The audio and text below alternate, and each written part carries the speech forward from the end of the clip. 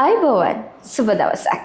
රැයක් හෝ පැයක් කියලා කියන්නේ මේ දවස්වල සමාජ මාධ්‍යවල දැඩි ආందోලනයක් ඇති කරපු සිනමා නිර්මාණයක් විදිහට හඳුන්වලා දෙන්න පුළුවන්. අද මේ කතා කරන්න සූදානම් වෙන්නෙත් ඒ ගැන තමයි. හැබැයි මේ කතා කරන්න සූදානම් වෙන්නේ දශක ගානක ඉඳලා ඔයාලගේ හදවතේ ලොකු තැනක් අරගෙන ඉන්න අපි කියන්නේ අර හදවතේ උඩින්ම ඉන්න මිනිස්සු කියලා අන්න එහෙම කෙනෙක් එක්ක. තාමත් ආදරෙන් ගෞරවයෙන් පිළිගන්නවා චන්න පෙරේරා. ආයිබෝන් සුබ දවසක්. ආයිබෝන් සුබ දවසක්. ඉතින් කොහොමද මොකද වෙන්නේ මේ දවස්වල? මේ දවස්වල වැඩිපුරම සම්බන්ධ වෙලා ඉන්නේ මේ ලාල් වීරසිංහගේ රැයක් හෝ පැයක් කියන චිත්‍රපටයේ ප්‍රචාරණ කටයුතුත් එක්ක. එක්කම මම මේ දවස්වල බලාපොරොත්තු වෙමින් ඉන්නවා මේ ඊටාම ඉක්මනින් රංගපෑම ඉගෙන ගන්න පුළුවන් විශ්වවිද්‍යාලයක්. ඇත්තටම උසස් අධ්‍යාපන ආයතනයක් පටන් ගන්න. ඒකට ඒ සම්බන්ධයෙන් මම දායකලා ඉන්න වැඩවලට. එහෙම තමයි මේ දවස්වල ගෙවෙන්නේ. රඟපානව විතරක් නෙමෙයි රඟපාන්න ආසාවෙන් බලාගෙන ඉන්න අනාගත පරපුර වෙනුවෙන් දෙයක් කරන්නත් මේ දවස්වල සූදානම් වෙනවා. ඔව් අනිවාර්යයෙන්. මොකද කාලයක් මටත් තිබුණා. මම රංගන ක්ෂේත්‍රයට එද්දී තිබුණ අඩුපාඩුවක් තමයි රංගනය ඉගෙන ගන්න තැනක් නොතිබුණ එක. ඉතින් මං හිතනවා මේ අලුත් පරම්පරාව වෙනුවෙන් ඒ හීනය හැබෑ කරගන්න අලුත් ඇත්තරම උසස් අධ්‍යාපන ආයතනයක් පටන් ගන්න ඕනේ කියලා මම විතරක් නෙමෙයි තව පිරිසක් මේ සඳහා දායක වෙනවා. ඉතින් ඒගොල්ලන්ට එකතු වෙලා මේ Dream of Arts campus නැත්නම් Dream of Arts උසස් අධ්‍යාපන ආයතනය පටන් ගන්නේ ඒ අදහසින්. ඉතින් අපිත් ආසාවෙන් බලාගෙන ඉන්නවා සහ සුබ පතනවා මේ කරන්න යන මේක කර්තව්‍යයක් කියලා කිව්වොත් මම හරි කියලා හිතනවා. ඉතින් ඔන්න ඉගෙන ගන්න ආසාවෙන් ඉන්න ඔයාලට හොඳ ආරංචියක් මේක. දැන් අපි කතා කරමු රැයක් හෝ පැයක් ගැන. මේ ෆිල්ම් එක මොන වගේ ෆිල්ම් එකක්ද අයියට දැනෙන විදිහට? ඔව් මේ චිත්‍රපටය ඇත්තම කියනවා නම් මේ ක්‍රියාදාම චිත්‍රපටයක්. මම කරන්නේත් මේකේ රහස් පරීක්ෂක චරිතයක්. මගේ රංගන ජීවිතේ වෙනස් චරිතයක්. මගේ රංගන ශෛලියත් වෙනස් කරගන්න සිද්ධ වුණා මේ චිත්‍රපටය වෙනුවෙන්. මේක අපි කියමු දමිළ ආරේ චිත්‍රපටයක්. ඒ දමිළ ආරෙන් නිෂ්පාදනය වුණු නිර්මාණය වුණු චිත්‍රපටයක්. මේ ස්ටයිල් එක, ඒ කියන්නේ මේ ශෛලිය වෙනස් විදිහේ චිත්‍රපටයක්. හැබැයි මේක ක්‍රියාදාම චිත්‍රපටයක් වුණාට මේක ඉතාම හැමෝටම ආසාවෙන් නරඹන්න පුළුවන් චිත්‍රපටයක්. විශේෂයෙන් කාන්තාවන් වෙනුවෙන්ම නිර්මාණය වුණු චිත්‍රපටයක් හැටියට තමයි මම මේ රැයක් හෝ පැයක් චිත්‍රපටය දකින්නේ. ඉතින් හැම කාන්තාවක්ම නැරඹිය යුතුම චිත්‍රපටයක් මේ චිත්‍රපටය. ඉතින් මම හිතන්නේ ප්‍රේක්ෂකයෝ මුලින්දලා අග දක්වාම කුතූහලයෙන් තියාගන්න පුළුවන් ප්‍රේක්ෂකාගාර තුල අර ඇදලා බැඳලා තියාගන්න පුළුවන් චිත්‍රපටයක් තමයි මේ චිත්‍රපටය. අපි කියනානේ අපේ ජීවිතේ සාමාන්‍යයෙන් පිරිමියෙක්ගේ ජීවිතයක් ගත්තහම සහෝදරියක් නැති වෙන්න පුළුවන්. බිරිඳක් නැති වෙන්නත් පුළුවන්. එහෙම නැත්නම් ගැහණු යාළුවෙක් නැති වෙන්නත් පුළුවන්. හැබැයි හැම කෙනෙකුගේම ජීවිතවල අම්මෙක් ඉන්නවා. ඒ විදිහට සාමාන්‍යයෙන් පිරිමි පාර්ශවයට මේ ෆිල්ම් එක හරහා යන මෙසේජ් එක ගැන අයියා මොකද හිතන්නේ? මම කියන්නේ දැන් අපි කාන්තාවන් අතින් ගත්තාම කාන්තාවන්ට ආරක්ෂා වෙන්න ඕන විදිහ ගැන මේකෙන් කියනවා. පිරිමි පාර්ශවයට දෙන මෙසේජ් එක ගැන මම හිතන්නේ පිරිමි පාර්ශවය තුළ මේ චිත්‍රපටය බැලුවහම ඊටාම සුබවාදී ආකල්පයක් ඇති වෙයි. මම හිතන්නේ කාන්තාව කියන්නේ හරි මටසිලුටු අය. ඔවුන්ව ආදරයෙන් රැක බලා ගන්න ඕනේ.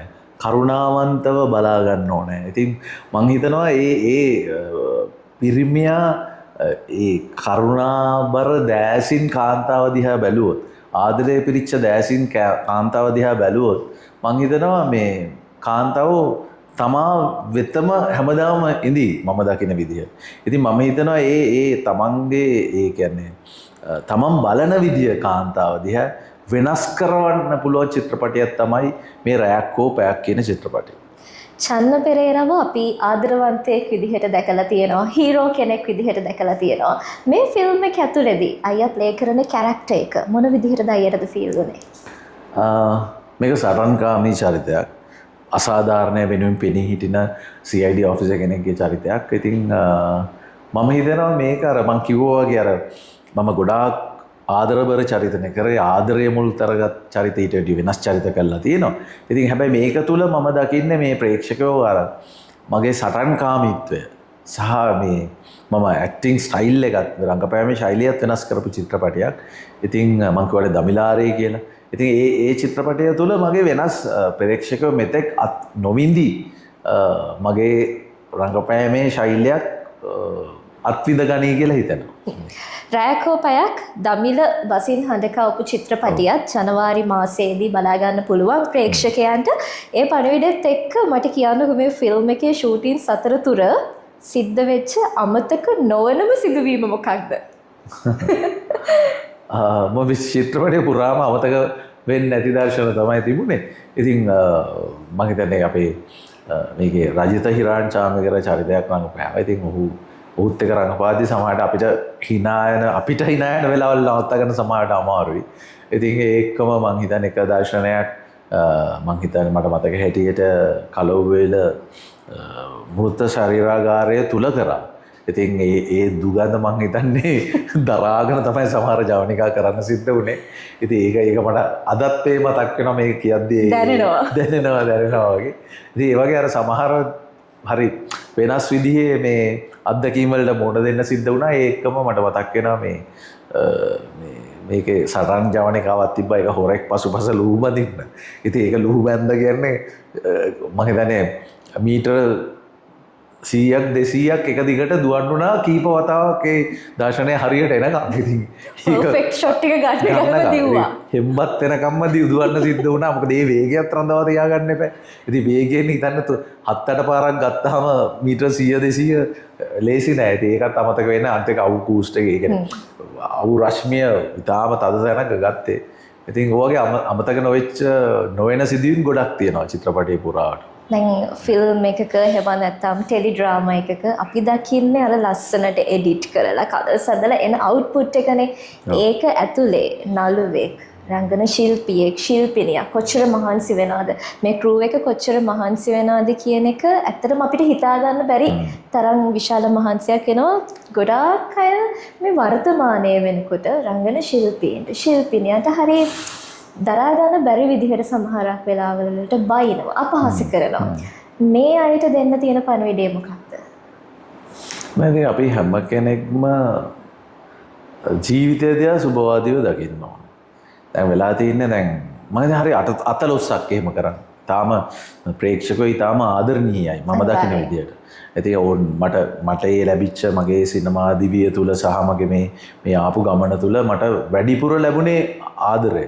ප්‍රේක්ෂකයන්ගේ ආදරය. ඒක මම පෙරලා උන්ට ආදරය කරනවා. ඉතින් ඉඳලා හිටලා කෙනෙක් දෙන්නෙක් ඒ වගේ අවලාද නගනවා. ඉතින් අපේ පෞද්ගලික ජීවිතයේ ඇදගෙන යම් දේවල් කියනවා. අපහාසාත්මක දේවල් කරනවා. ඉතින් මම කියන්නේ ඉතින් ඒ ගැන අනුකම්පාවෙන් මම හැමතිස්සෙම බලන්නේ. මොකද මට ඒගොල්ලන්ට තියෙන ආදරේවත් මට වෛරයක් බවට හැරෙන්නේ නැහැ. ඒ කියන්නේ මම කාටවත් එහෙම වෛර කරන කෙනෙකුත් නෙමෙයි. ඉතින් මම දකින්නේ මේ හැමදේම සුබවාදීව බලන්න ඕනේ. ඉතින් ඒ කියන්නේ පළ ඇති ගහකටනේ ගල් ගහන්නේ. ඒකම කන්දක් මේ බල්ලෙක් බිරුවට කන්දක් පාත් වෙන්නේ නැහැ. ඉතින් මම කියන්නේ අන්න ඒ වගේ ආකල්ප වලින් ජීවිතය දිහා ඒගොල්ලෝ දිහා බලනකොට අනුකම්පාගත දැසකින් එවුන් දිහා බලනකොට ඉතින් අපි අපිට දඟලන්න දෙයක් නැහැ. ඒකට ප්‍රතිචාර දක්වන්න දෙයක් නැහැ. ඉතින් ඔවුන් හැමදාම එහෙම කරන පිරිසක් ඉන්නවානේ. ඔවුන්ගේ ජීවිතේ වෛරයෙන් පිරෙයි. අපි අපේ ගමන යයි. ඉතින් ඔච්චරයි මට ඔය ගැන හිතන්න තියෙන්නේ කියන්න තියෙන්නේ. හොඳයි අපි එහෙනම් ආරාධනා කරමු රැයක් හෝ පැයක් බලන්න. දැන් ඔක්තෝබර් 30 වෙනිදා ඉඳන් ආදරණීය ප්‍රේක්ෂකයන්ට විවෘත වෙනවා මේ චිත්‍රපටිය. ඔව්. මං හිතන්නේ මගේ රසිකයන්ට ඇත්තටම ළඟදී මට චිත්‍රපටයක් ප්‍රදානය කරන්න බැරි වුණා. විශේෂයෙන් මගේ නිර්මාණයක්. ඒක ළඟදීම තිරගත වෙනවා මගේ නිර්මාණ දෙකක්. එකක් සීනානන්තේ කියන චිත්‍රපටිය. ඊට කලින් මේ ලාල් වීරසිංහ අධ්‍යක්ෂණය කරපු රැයක් හෝ පැයක් චිත්‍රපටය අතරින් ඒකෙන් මම හිතන්නේ ඔබ අතරට මට එන්න පුළුවන් වෙයි. ඉතින් මම ආදරෙන් ආරාධනා කරනවා මගේ ආදරණීය ප්‍රේක්ෂකවන්ට මේ රැයක් හෝ පැයක් කියන චිත්‍රපටය නරඹන්න ඒ අත්දැකීම විඳගන්න කියලා මේ ළඟදිම 30 වෙනිදා ඉඳලා මේ මාසේ 30 වෙනිදා ඉඳලා ඔබ අතරට මේක එනවා. ඉතින් මං හිතනවා මං බලාපොරොත්තු වෙනවා ඔයගොල්ලෝ මේ චිත්‍රපටය ආදරයෙන් වැළඳගනී කියලා. චන්න පෙරේරා කියන්නේ දැවැන්ත චරිතයක්. චරිතාංග රංගන ශිල්පියෙක්. මගේ ජීවිතේ මම කවදාවත් හිතුවේ නෑ මෙහෙම එකට ඉඳගෙන කතා කරන්න පුළුවන් වෙයි කියලා. ඇත්තටම මට හරි නිහතමානී ආඩම්බරයක් තියෙනවා. බොහොම ස්තුතියි මේ කාර්ය බහුල මොහොතක අපි වෙනුවෙන් පොඩි කාලයක් දුන්නට එහෙනම් තව චරිතවලින් අපි අතරට එන්න කියන ආරාධනයත් එක්ක බොහොම ස්තුතියි අපිත් එක්ක කතා කරාට. හරි. බොහොම ස්තුතියි ආටත්. බොහොම ස්තුතියි.